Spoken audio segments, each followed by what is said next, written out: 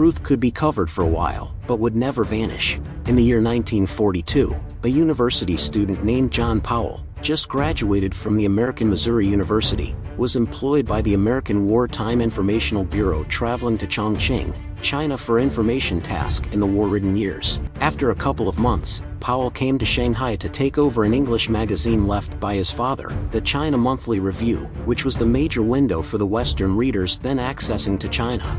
While his father as the managing editor did not behave as he thought, Powell recorded and announced to the Western society the serious crime of the invasion Japanese army against China. Thus Powell's own life was also deeply changed. In the evening of January 27, 1952, a couple of American planes flew several rounds over Jumgakri. Chorwon-gun then flew back. Just after half a couple of months or so, 8 events of insect dropping out on where the Chinese Volunteer Army Station ground were happened, at the most insect density case reaching 600 pieces per square meter. Later, the insect dropped out locations of the American Army expanded to 7 islands and 44 counties over the northern Korea and even the northeastern China.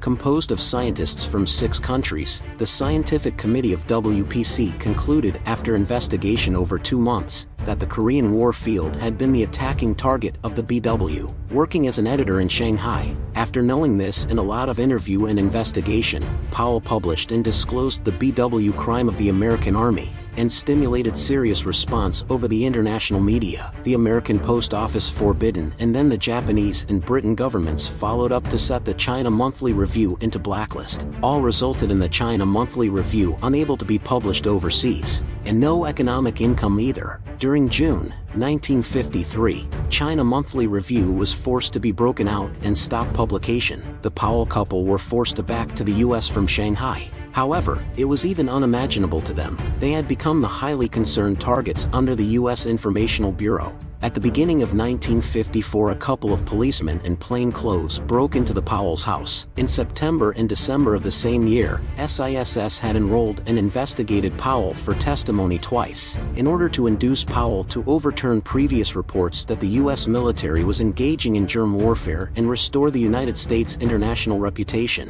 However, Powell insisted to declare his report had been absolutely true. On April 25, 1956, the U.S. government formally indicted the Powell couple sedition, which just needed the U.S. judiciary to prove Powell couple's U.S. Army BW news report during the Korean wartime had been rumor and false news then would break them down at all. Willing, Powell's lawyer, attended to the court to ask members of the U.S. Department of Defense, Information Bureau, National Security Bureau and departments of the Congress concerned to join the court and provide testimony U.S. BW-related documents as well, while rejected by the Pentagon to provide any material concerned. Needless to say, sending anyone to be on court for testimony. At last, since the prosecutor failed to provide enough testimony, the Powell case was dismissed, the jury dissolved. The prosecutor not only failed to stop Powell, but just encouraged him looking for the overall truth of the BW. Among over 9,000 decrypted secret documents in the National Archives of the United States,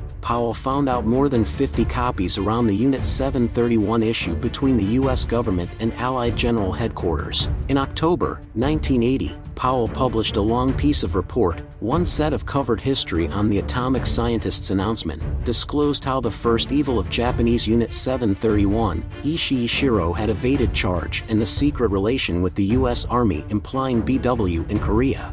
It is John Powell's desire to arouse the public concern against the U.S. BW research. After 40 years, the son of John Powell, Thomas Powell, relayed his father's task, wrote and edited a book on title of The Secret Ugly: The Hidden History of U.S. Germ War in Korea for his father's experience, and this intentionally covered American BW history once again, and once again awakened people's concern against the set memory of the Japanese Unit 731 and the U.S. Fort Detrick, and deepen people's rethought towards the long-time secret research of BW and chemical weapon by the U.S. government. The history has proved again and again that covering could not push the evildoers' regret on time, while just encourage them taking chance and repeating again and again.